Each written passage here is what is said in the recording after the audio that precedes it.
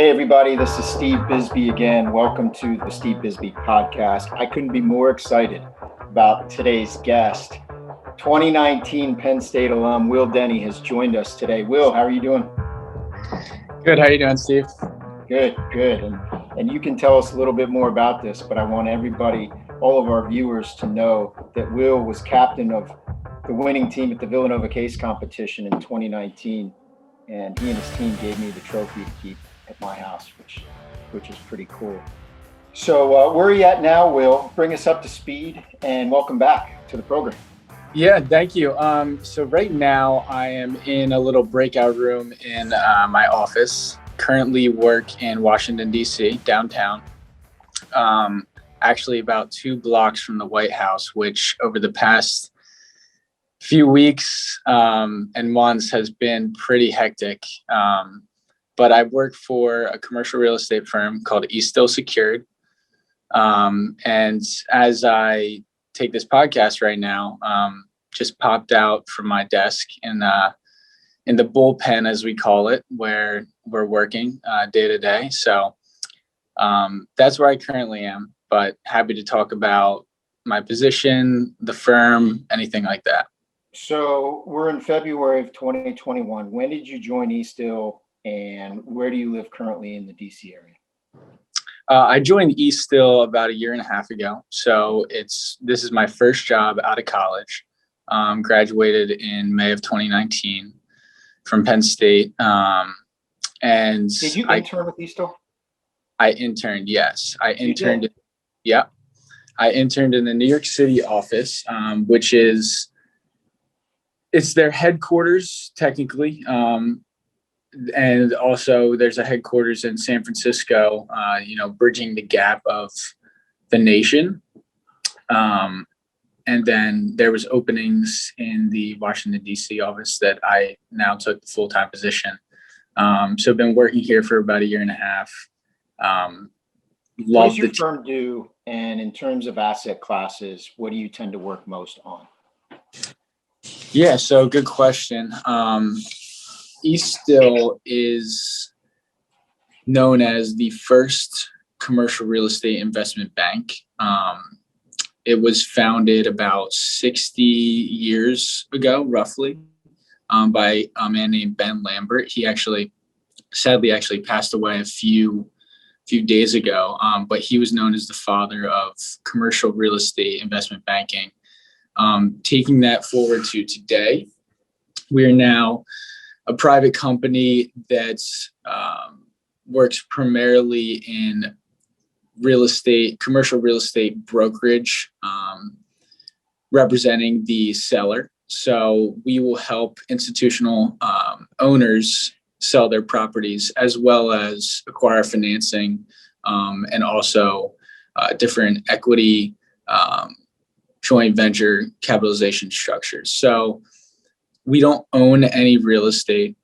We strictly are salesmen and saleswomen.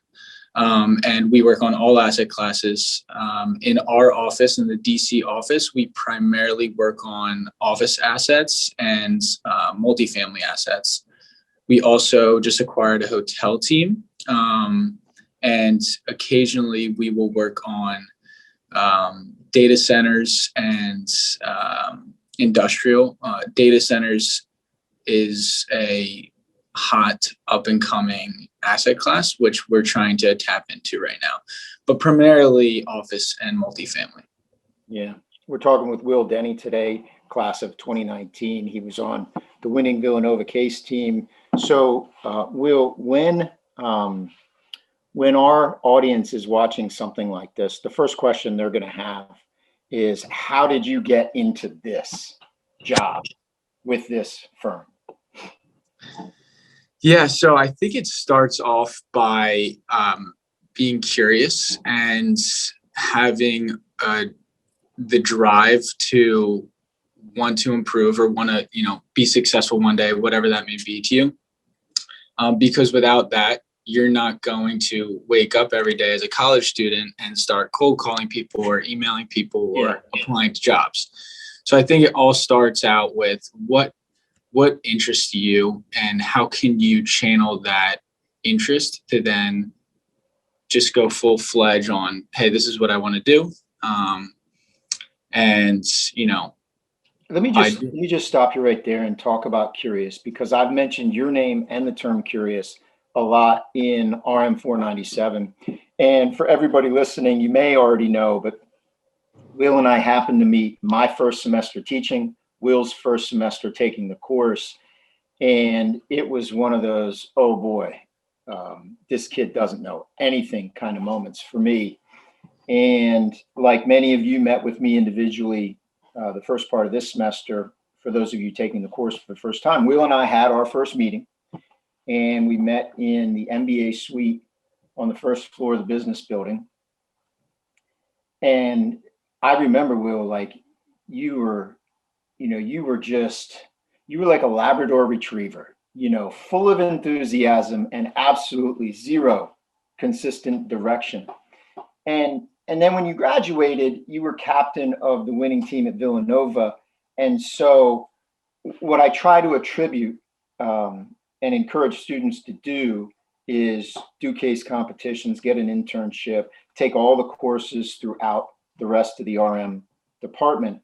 But for you, there was a lot of outside learning, a lot of individual time. I want you to tell us about that right now, because people need to hear what they need to do to get to where you are right now. Yeah, great point. And that will all come. That's derived from, like I mentioned before, and Steve mentioned, your curiosity. And you have to test things out to find out what makes you curious and what you're really driven by. And the more things you test out, maybe it's hopefully, if it's real estate, then that's perfect, because, that's what we're talking about today. But whatever it may be, when you find that railroad track, you lock onto it, and then you just go full steam ahead, and you say yes to everything. Books, meeting with people, like when I met with Steve, and being curious and being humble to really ask questions and let them know that you don't know anything right now, but you would love to learn. And that will open up many avenues for you to then have people want to mentor you or offer you an opportunity to learn. Maybe it's an internship, or maybe it's, a class you can take, like Steve's class. But I think that's kind of what happened to me, is I spoke with a lot of people through my curiosity and drive to learn and just become more knowledgeable. And by doing that, I ended up speaking with a guy who was a Penn State alum, who worked at Eastdil secured, who then said, hey, Will, you remind me of me at my age when I was in college, just trying to get a job, trying to learn, work my ass off, and get into the real estate industry. I want to give you an opportunity to interview. And so that's how it started. But it all starts with finding what really drives you to want to learn, and that curiosity. And then you just you lock in it's tunnel vision. What's your title now? How many of you are there on your team? How are you organized? And what do you do? I'm an analyst. There was 3 of us total that were hired in my analyst class. We actually just brought 3 more on last week. So this has been the first opportunity for me to get to teach people that are new, which has been a blast. I love it. That gets me fired up.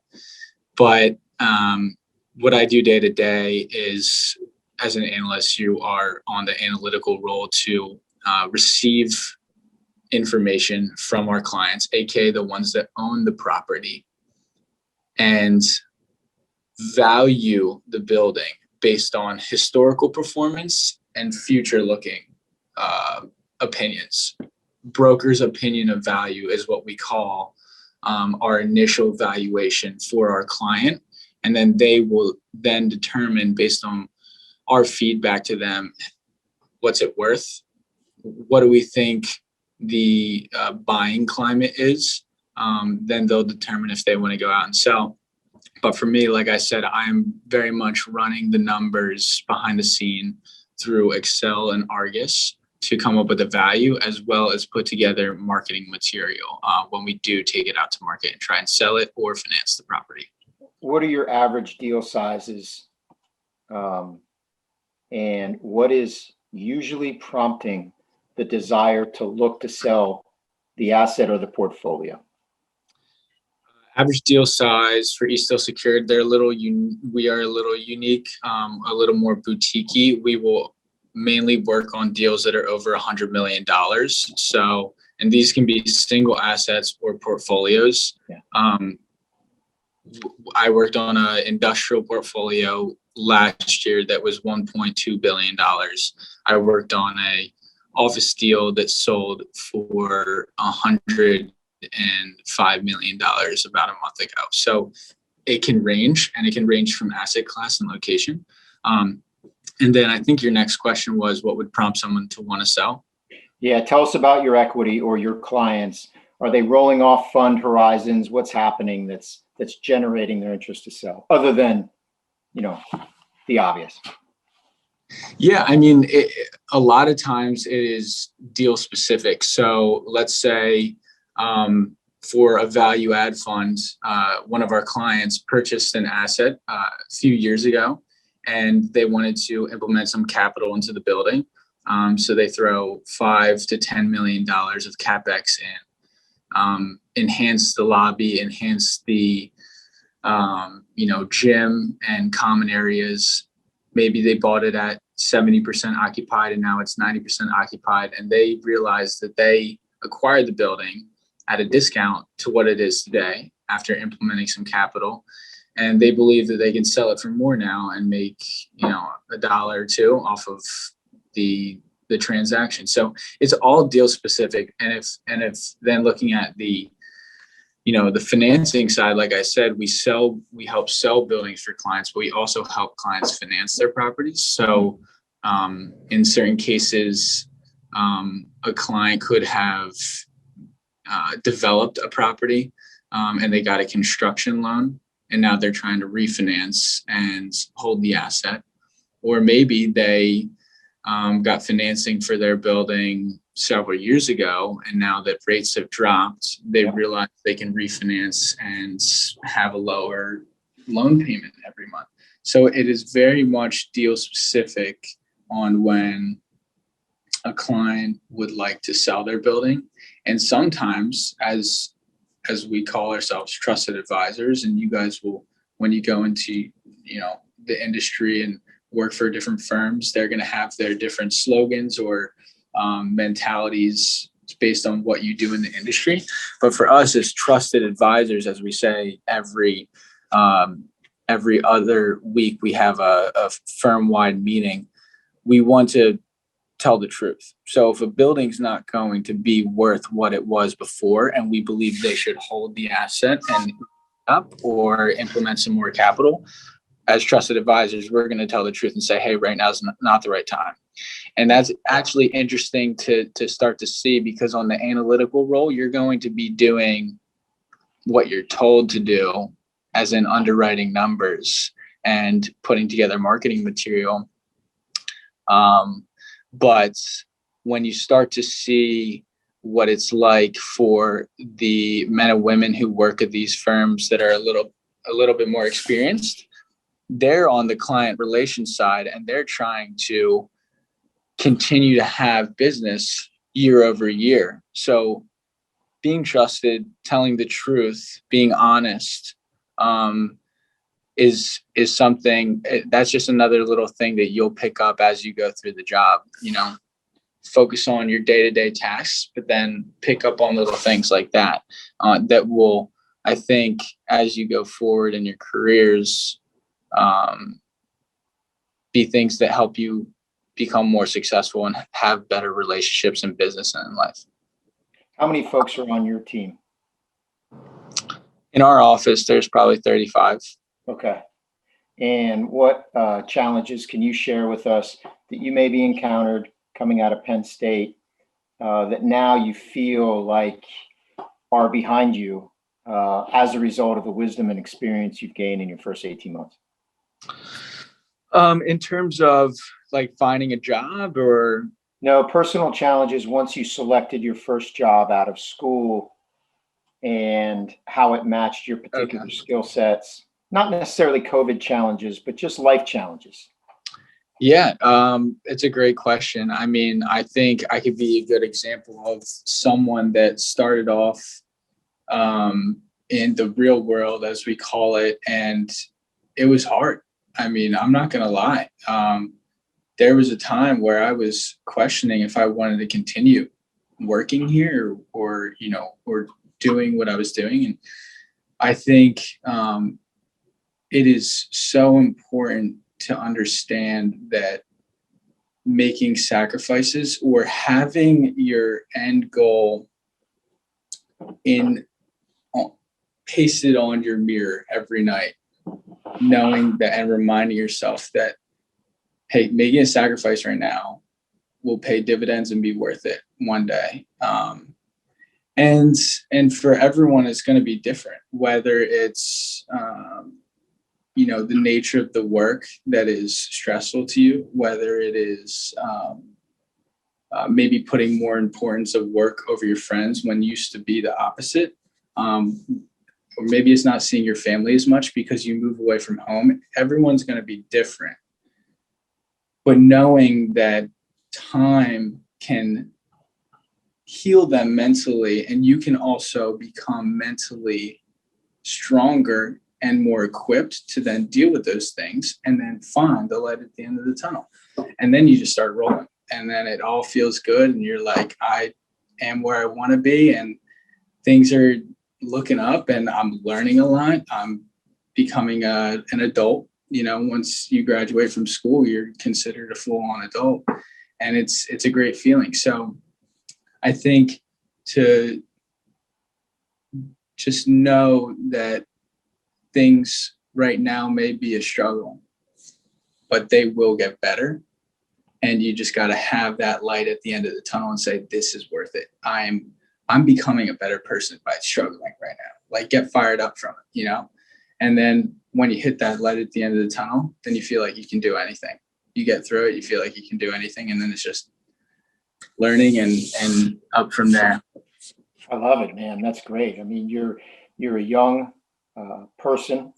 You're a fresh Penn State graduate, and some of the themes that you're talking about are lifelong lesson items that you maybe only hear about from athletes or Olympic stars. Last night I was watching a documentary of the Miracle on Ice from 1980 when we won the gold medal.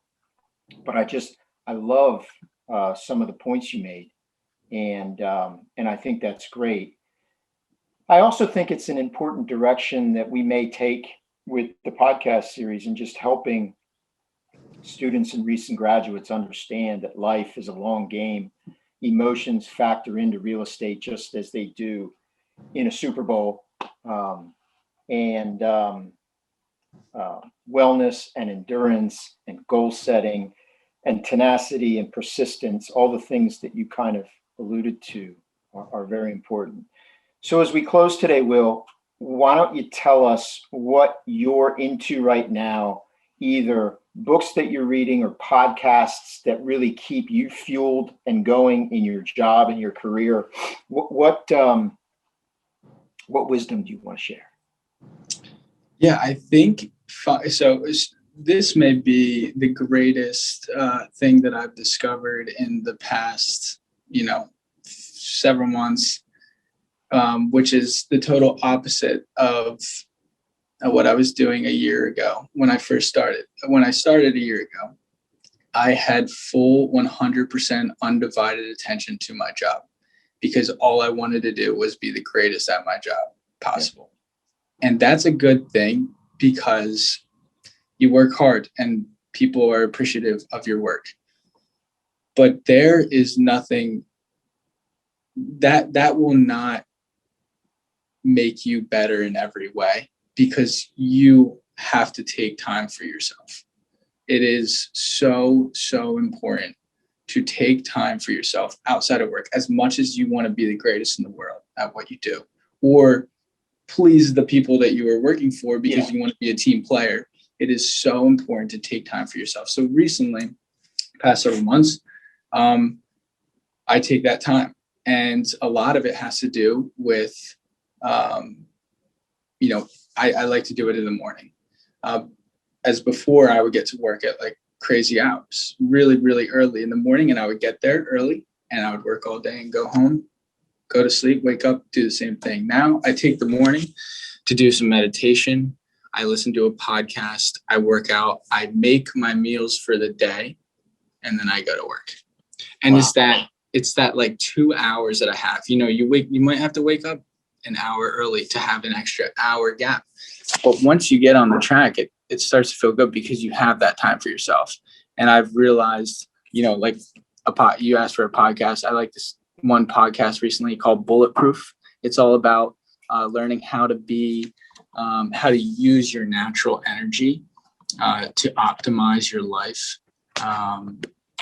neurologically and, with eating habits or sleeping habits, how to have the most natural energy, stuff like that. But I think the most important thing to keep in mind is that as great as you want to be, you need to take time for yourself, because then when you go to work, you're going to be so much more fresh. You're going to be so much more on point, and you're going to do better at your job that way.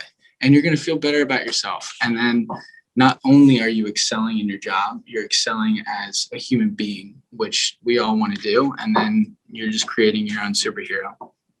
I love it, Will. I mean, you just helped the Steve Bisbee podcast cross a line.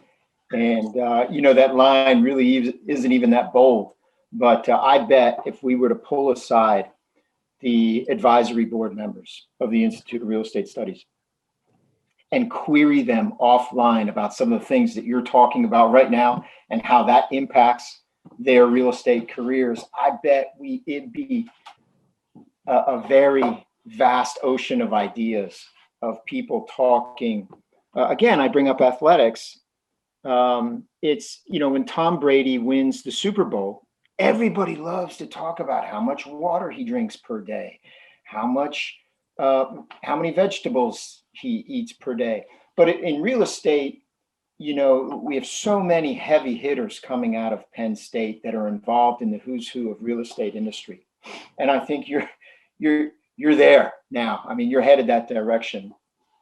Your charisma and presence at a young age, I think, was important to your classmates while you're here and probably your colleagues. But I think crossing this line now and opening up and revealing that to be really, really good at real estate, you got to be really, really good here and here.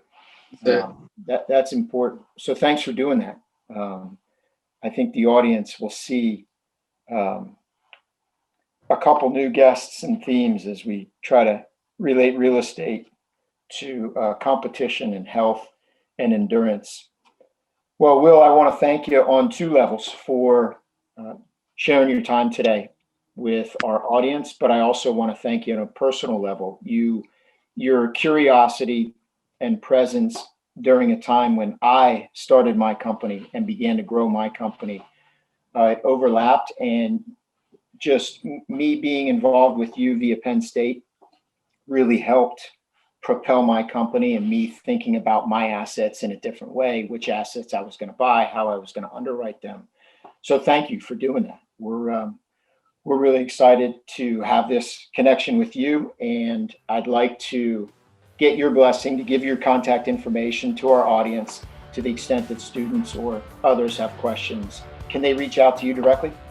I would love that. That would be great. And I would appreciate it too if every single one of them reached out. So that I really enjoy that stuff.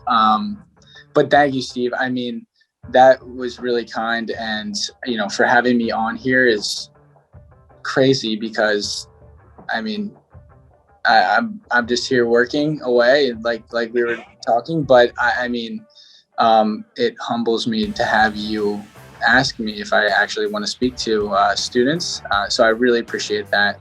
And, I also would like to say there is no doubt in my mind that I would not be where I am today mentally or in my career without having met you or having the mentorship or guidance and also just day-to-day chit chat and talk and thoughts being bounced off of me.